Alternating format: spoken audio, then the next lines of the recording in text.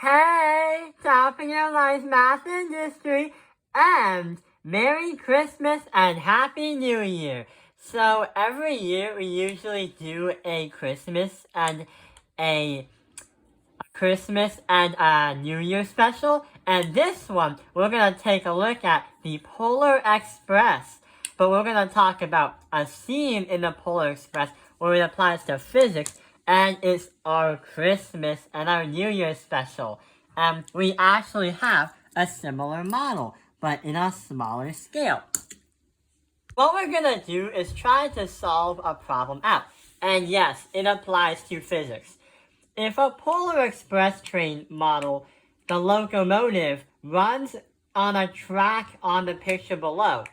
If the locomotive has a mass of 5 kilograms, what's the train's velocity at points A, B, and C? And P.S. The track is frictionless, which means that the track right here, we do not have to worry about friction.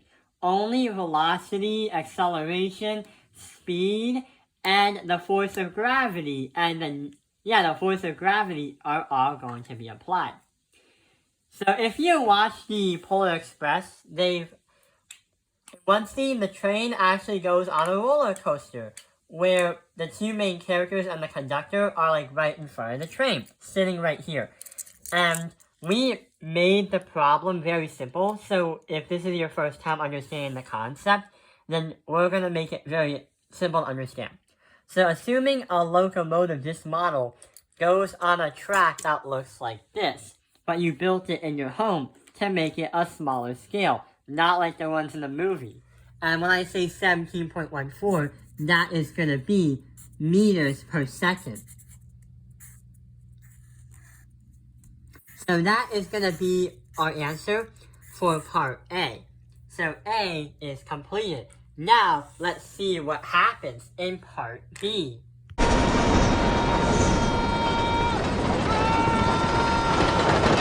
So in part B, you notice how the train goes up, and everyone on the front of the locomotive, they jerk back, but also they jerk forward. That motion means that the train or the Polar Express is going to do a climb, but it's still moving. So just like A, we still have to do the same drill for B. But with part B, here's what's going to happen.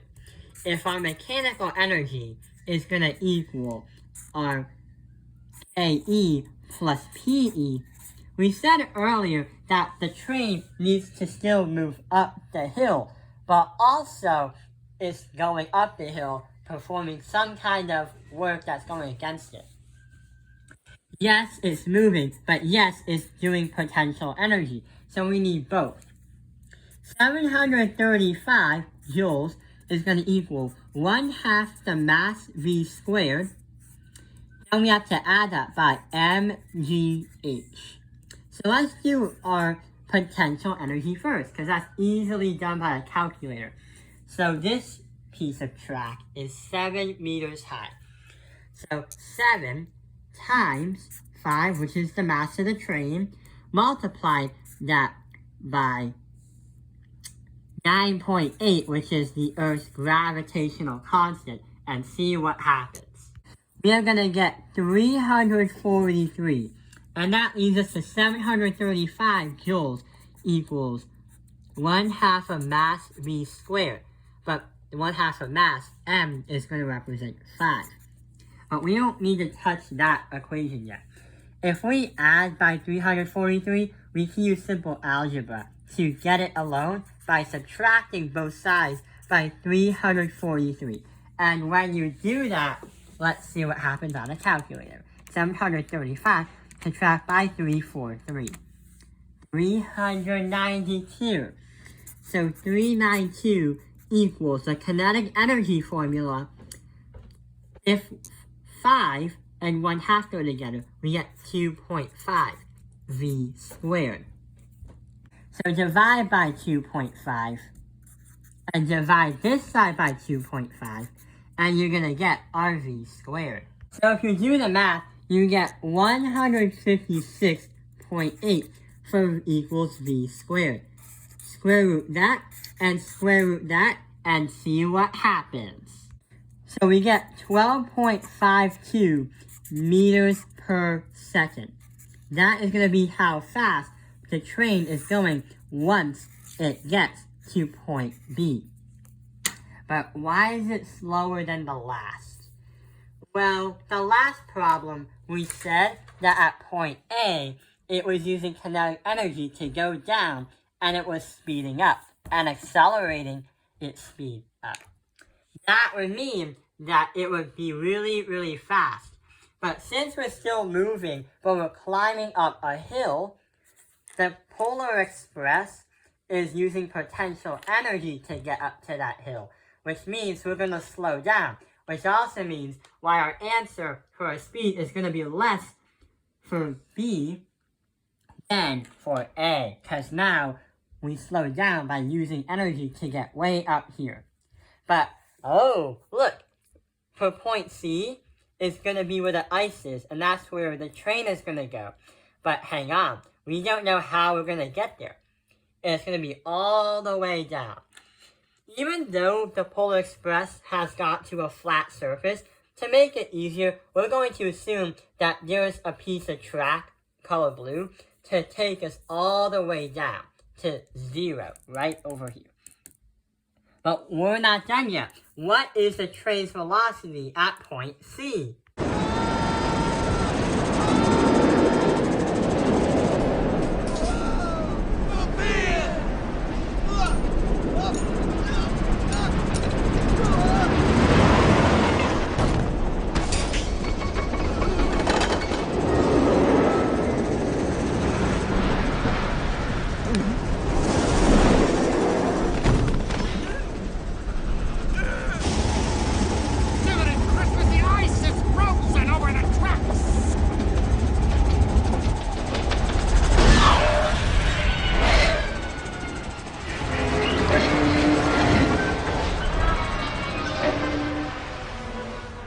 We have to do the same drill again, but is it going to be the same?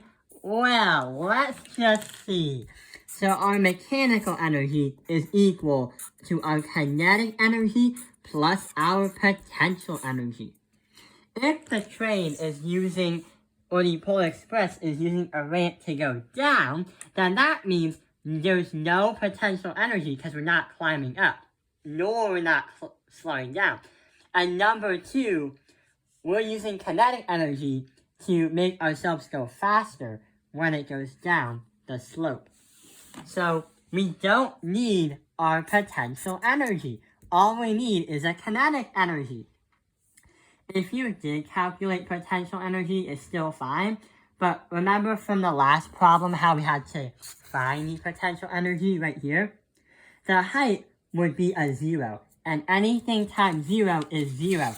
And if you subtract that from our mechanical energy, you still have the same number. So you can, if you want to show your work and prove it, but it's not necessarily because the track or the ice at the end where the train's going to go is at 0 meters. So 735 joules equals our kinetic energy formula, 1/2 the mass times velocity squared. And sure enough, the train has a mass of 5 kilograms. 735 joules is going to equal 2.5 v squared. Divide by 2.5, divide by 2.5, it's going to equal 294, again, equals v squared. Divide by v squared and divide this by, you have to square root that and square root that to get v alone, or velocity. And you're going to get an answer of 17.14 meters per second. And that is going to be the final speed as the Polar Express gets off the rails when it gets to the ice part. That is point C, the ice. And that is also the same velocity as point A, because they're using kinetic energy and the same formula. And the work is also similar too. Let's see what happens and how the conductor reacts when the train comes to a complete stop. Same thing on your part.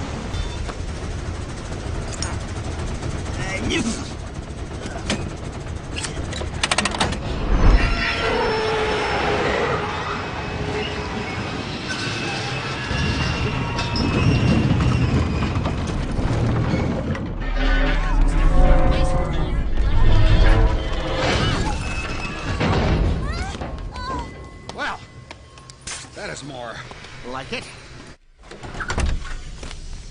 What in the name of Mike? Look! Get us the blazes out of here!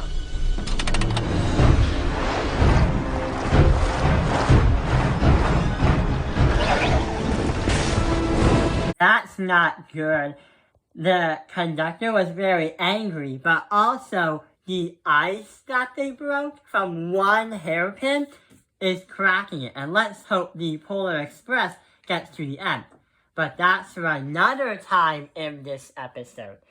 So I hope this video has helped you understand the roller coaster physics on a frictionless track. And Merry Christmas and Happy New Year! And thank you for watching Top Analyze Math Industry with the Polar Express and the Christmas special. Happy New Year! Merry Christmas!